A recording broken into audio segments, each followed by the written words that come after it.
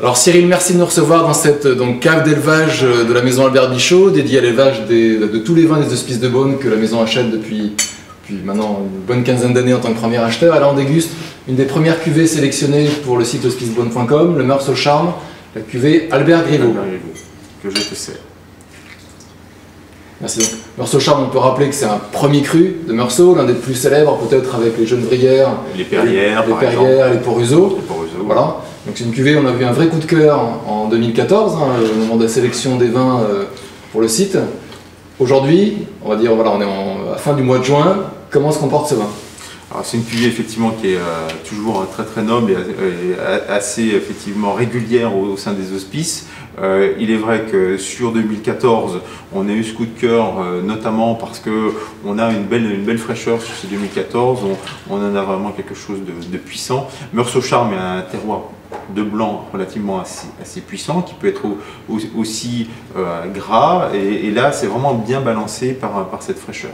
Donc un très joli comportement à l'élevage pour cette cuvée. On reste encore sur un vin en devenir, mais on a vraiment tous les signes d'un millésime très équilibré, donc c'est plutôt très prometteur. D'accord. On caractérise souvent Meursault par ses notes de fruits secs.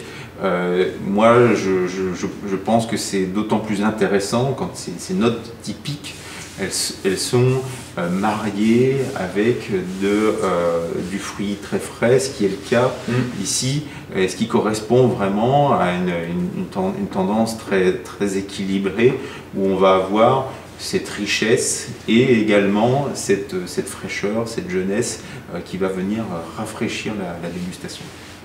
Je trouve qu'on a un côté un peu amande fraîche, comme ça, qu'on a écrasé. Exactement, il y a ce côté amande, très légèrement lacté. Ça fait partie de la typicité du terroir de Meursault en général et a fortiori des Charmes, où on va trouver ces notes lactées, caramel très frais, mêlé à des fruits jaunes notamment, ou un peu de poire blanche également. On a toute cette complexité, ça s'explique très naturellement. Toutes ces notes d'amandes fraîches, de caramel assez frais, sont apportées traditionnellement par les lits qu'on a sur ce type de vin. D'accord. Et aussi par toutes les réactions qui peuvent se combiner à l'intérieur du vin. Alors justement, tu parlais des lits. Une des opérations importantes pour les blancs durant l'élevage, c'est le bâtonnage. La remise en suspension des lits pour nourrir le vin, lui complexifier aussi. Voilà, toute cette opération de bâtonnage va avoir plusieurs rôles. Le premier, c'est effectivement lors de la fermentation alcoolique, puisque la fermentation alcoolique du mou, du jus de raisin va se passer dans le fût directement. C'est de remettre en suspension ces lits qui vont être nourricières pour les levures et qui vont permettre aux levures d'avoir des nutriments afin qu'elles opèrent la transformation du sucre en alcool.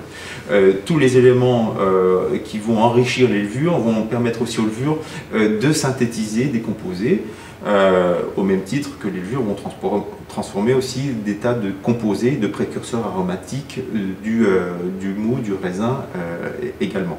Donc, les lits ont cette importance dès le début. Le bâtonnage va apporter aussi une quantité infime d'oxygène nécessaire, que ce soit aux réactions ou à l'enrichissement en oxygène du milieu, toujours pour les micro-organismes.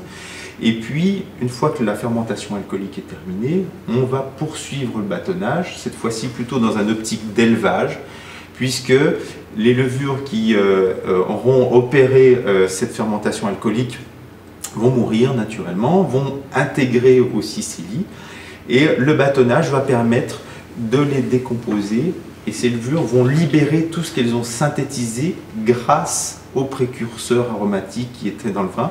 Donc, on prend des molécules du vin qui passent par des levures, qui sont transformées, et c'est ce qui va faire aussi la richesse aromatique.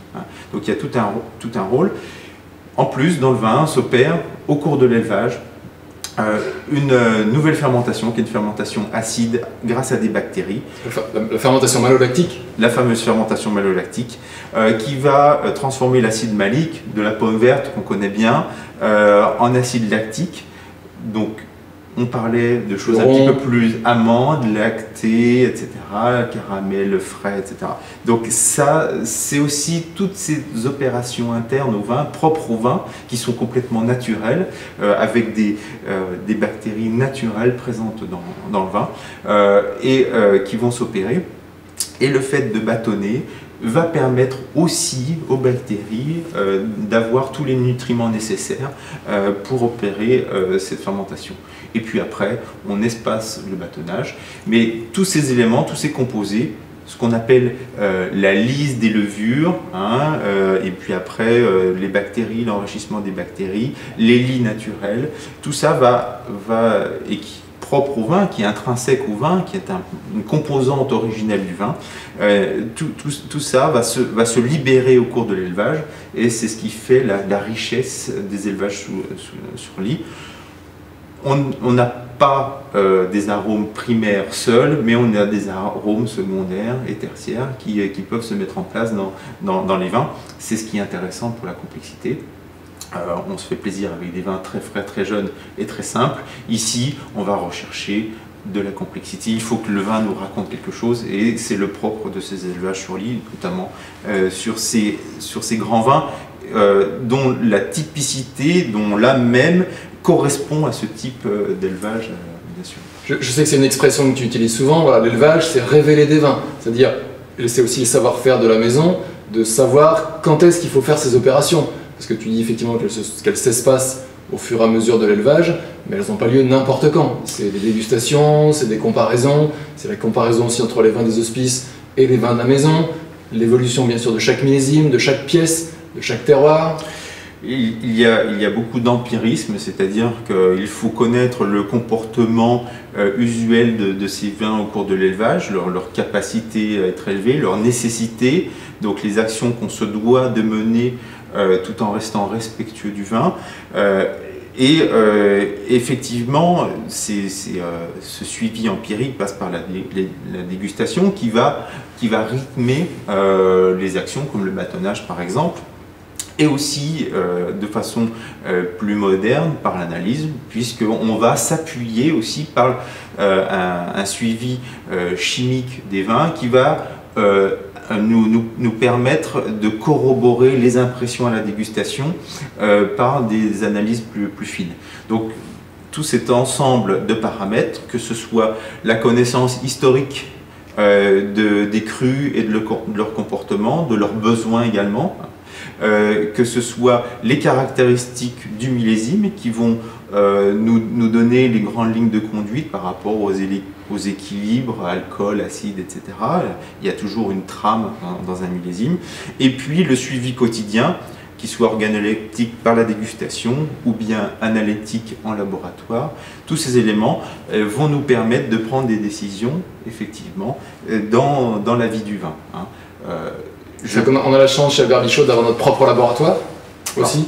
C'est un paramètre important dans la mesure où on a une réactivité immédiate et on n'est pas contraint par des données économiques, c'est-à-dire que dès qu'on veut une analyse, et de toute façon on les rythme de façon régulière dans le calendrier, mais dès qu'on veut une analyse spécifique au fût près, on a toutes ces données qui aident dans les décisions, même si bien souvent c'est la dégustation qui va primer, parce que un rapport analytique, ce sont des données chimiques. Le vin, c'est avant tout un rapport à l'homme, et ce sont des outils à la décision, mais le rapport homme-vin est toujours ce qui va primer sur les décisions, puisque de toute façon c'est sa finalité, c'est d'être dégusté, d'être bu, et c'est ce qui doit toujours être la donnée la plus importante dans les prises de décision. D'accord. Revenons au côté humain, à ce côté dégustation.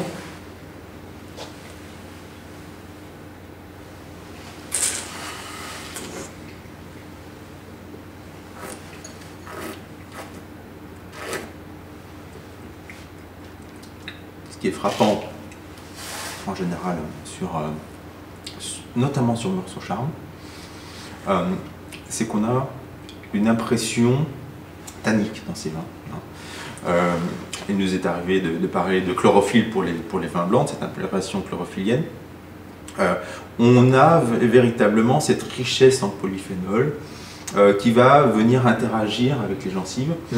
Ce sont des vins qui s'élèvent un peu à la façon finalement des vins rouges, hein, où il y a un vrai rapport de force dans l'élevage, qui nécessite justement des élevages très longs, parce que on a une richesse naturelle et une capacité à l'élevage, mais aussi une nécessité, puisqu'on a des vins denses, on constate une très belle minéralité, une belle fraîcheur, on a cette impression tannique effectivement sur les gencives.